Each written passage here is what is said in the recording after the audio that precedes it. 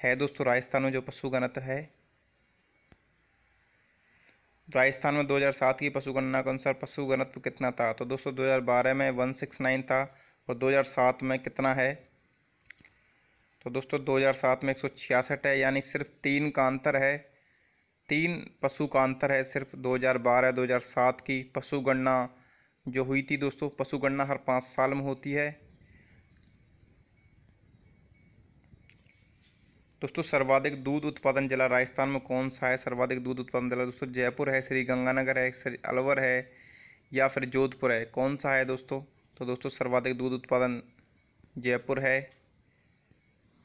दोस्तों द्वितीय सर्वाधिक दूध उत्पादक जिला कौन सा है? दोस्तों जयपुर पहले स्थान पर हो गया, तो दूसरे के स्थान पर कौन सा है? तो दोस्तों दूसरे स्थान पर श्री गंगानगर है दूध उत्पादन में। दोस्तों उसके बाद है तृतीय सर्वाधिक दूध उत्पादक जिला कौन सा है? तो दोस्तों पहले पे जयपुर हो गया, दूसरे पे श्री गंगानगर हो गया, तीसरे पे है अलवर। भेड़ में पूंछ काटने की क्रिया क्या कहलाती है? तो दोस्तों कुछ क्रियाएं होती हैं, तो भेड़ में पूंछ काटने की क्रिया क्या कहलाती है? तो डोकिंग कहते हैं दोस्तों भेड़ में पूंछ काटने की क्रिया को। गाय के दूध का हल्का पीला रंग किसके कारण होता है? तो दोस्तों गाय के दूध का कैरोटीन के कारण होता है हल्का पीला रंग गाय के दूध का। दूध का सफ़ेद रंग किसके कारण होता है? दोस्तों पीला रंग कैरोटीन के कारण होता है, तो सफ़ेद रंग कैसीन के कारण होता है दूध का। गाय के खीस में प्रोटीन की मात्रा कितने प्रतिशत होती है? दोस्तों गाय के खीस में प्रोटीन दोस्तों 17.5% प्रोटीन होता है गाय के खीस में, जबकि दोस्तों दूध में प्रोटीन कम होता है। खीस में प्रोटीन दूध की अपेक्षा काफ़ी ज़्यादा होता है, कई गुना बहुत ज़्यादा होता है।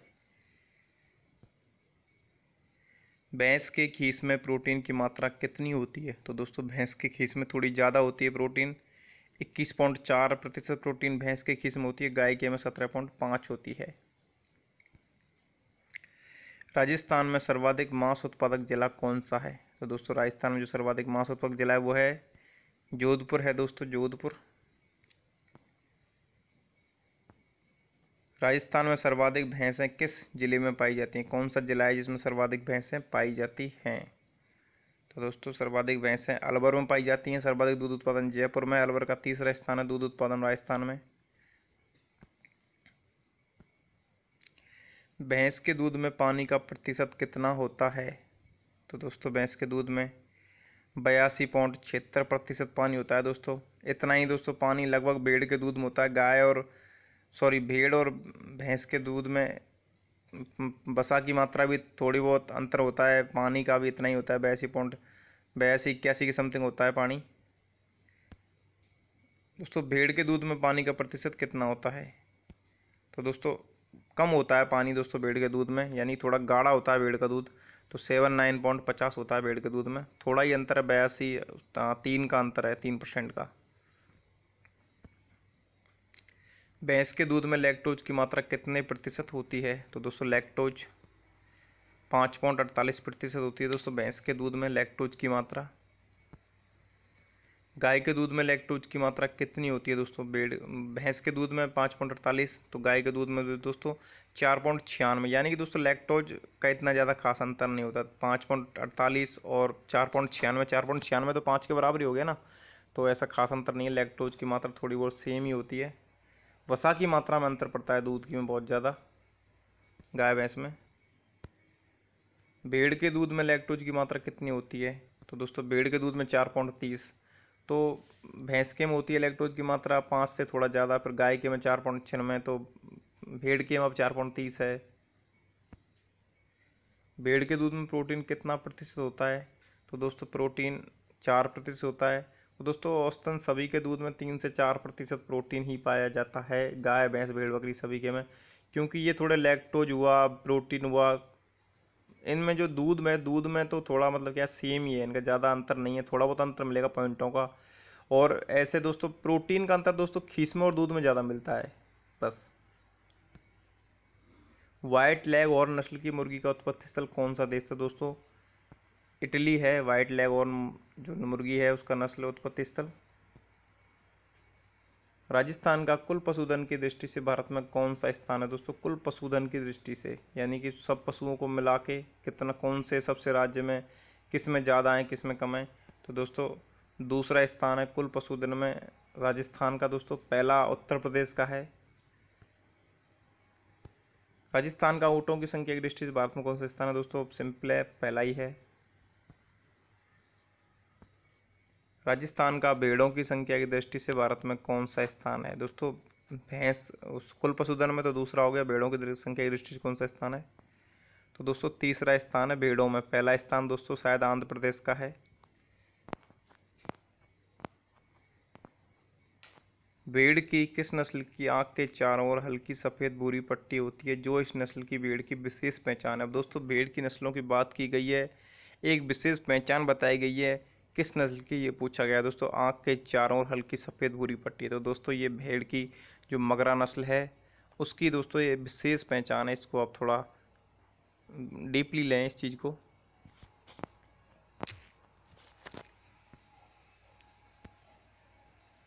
किसानों तथा पशुपालकों को पशुधन की अकाल मृत्यु के कारण हुए नुकसान से सुरक्षा मुहैया कराए जाने की दृष्टि से दुधारू व मालवाहक पशुओं का बीमा करने हेतु राजस्थान में भामाशाह पशुधन बीमा योजना का शुभारंभ कब किया गया? तो दोस्तों यहाँ पर सिंपल क्वेश्चन ये भी है कि भामाशाह पशुधन बीमा योजना कब प्रारंभ की गई राजस्थान में? तो दोस्तों ये नई योजना है और दोस्तों ये 23 जुलाई 2016 को चालू की गई थी दोस्तों, 23 जुलाई 2016 को। राजस्थान में अबिका क्रेडिट कार्ड योजना कब लागू की गई? दोस्तों भेड़ बकरियों से संबंधित है अबिका, जो भी जिस योजना के आगे आपको अबिका लगा मिल जाए समझ लेना भेड़ बकरियों से संबंधित है। तो दोस्तों इसमें सन पूछा है कब की गई थी, तो ये 2004-05 में शुरू की गई थी अबिका क्रेडिट कार्ड योजना। देश के कुल दूध उत्पादन में दोस्तों बकरी के दूध का कितना प्रतिशत है? तो दोस्तों बकरी के दूध का लगभग 4% है।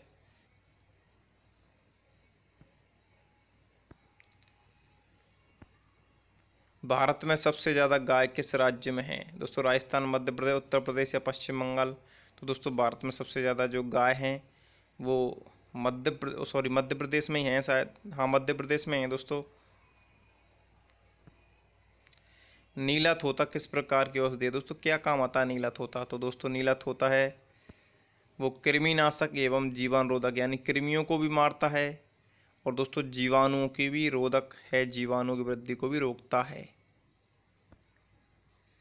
मुर्गियों में रानीखेत बीमारी का सर्वाधिक प्रकोप कब होता है? तो दोस्तों मुर्गियों में रानीखेत बीमारी का सर्वाधिक प्रकोप होता है वो होता है वर्षा ऋतु में। मुर्गियों में चेचक या फाउल पॉक्स रोग किस कारण से होता है? दोस्तों विषाणु के द्वारा होता है, जीवाणु के द्वारा होता है, या प्रोटोजुआ के द्वारा होता है, या फिर सूत्रकृमि के द्वारा होता है। तो दोस्तों जो फाउल पॉक्स रोग है दोस्तों ये एक विषाणु के द्वारा फैलने वाला रोग है। पेट साफ करने हेतु बड़े पशुओं को अरंडी के तेल की कितनी मात्रा दी जाती है? दोस्तों अरंडी का तेल एक पेट साफ करने के लिए विरेचक के रूप में काम में लेते हैं अरंडी का तेल। तो दोस्तों कितने मात्रा है जो बड़े पशुओं को दी जाती है? दोस्तों 600 से 1200 ml मात्रा है वो दी जाती है। थोड़ा इम्पोर्टेंट है, अरंडी के पूछा भी गया है 1-2 बार एग्जामों में। उसके बाद है पेट साफ करने हेतु छोटे पशुओं को, दोस्तों यहाँ पे बड़े लिखा हुआ है ये गलत है, छोटे पशुओं को अरंडी के तेल की कितनी मात्रा दी जाती है? तो दोस्तों छोटे पशुओं को 50 से 125 ml दी जाती है, बड़े पशुओं को 600 से 1200 ml दी जाती है और छोटे पशुओं को 50 से 125 ml दी जाती है। इसको आप नोट करें थोड़ा। टिंचर आयोडीन का निर्माण किन पदार्थों से मिलकर होता है? टिंचर आयोडीन का निर्माण, तो दोस्तों पोटेशियम आयोडाइड 5 ग्राम, आयोडीन 5 ग्राम, एल्कोहल 1000 ml, जल 10 ml। दोस्तों क्वेश्चन ये भी बन सकता है निम्न में से किसका उपयोग टिंचर आयोडीन बनाने में नहीं किया था? आपको ऑप्शन दे दी जाएंगे। तो दोस्तों आपको पता होना चाहिए टिंचर आयोडीन में पोटेशियम आयोडाइड 5 ग्राम ली जाती है, आयोडीन 5 ग्राम ली जाती है। दोस्तों मात्रा तो ज़्यादा ही हो सकती है, जैसे 20-20 ग्राम ले लो आप तो उस हिसाब से मात्रा अनुपात में बढ़ा दी जाएंगे। लेकिन दोस्तों जो 4 पदार्थ होते हैं पोटेशियम आयोडाइड, आयोडीन, एल्कोहल और जल, इनका प्रयोग टिंचर आयोडीन बनाने में किया जाता है।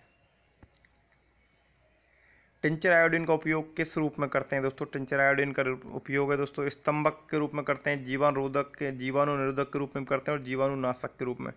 दोस्तों दो चीज़ होती हैं, जीवाणुरोधक जो जीवाणुओं की वृद्धि को रोक देते हैं, और दोस्तों जीवाणुओं का नाश ही कर देते हैं, बिल्कुल साफ एकदम ख़त्म, और जीवाणुनाशक। तो जीवाणुरोधक भी है, जीवाणुनाशक भी है दोस्तों, स्तंभक भी है टिंचर आयोडीन। स्तंभक यानी जो घाव में से खून वगैरह जो बहता है उसको निकलते रोकता है। सींग रोधन हेतु सबसे उपयुक्त रसायन है दोस्तों, सींग रोधन करते हैं तो कास्टिक पोटास है सबसे उपयुक्त रसायन।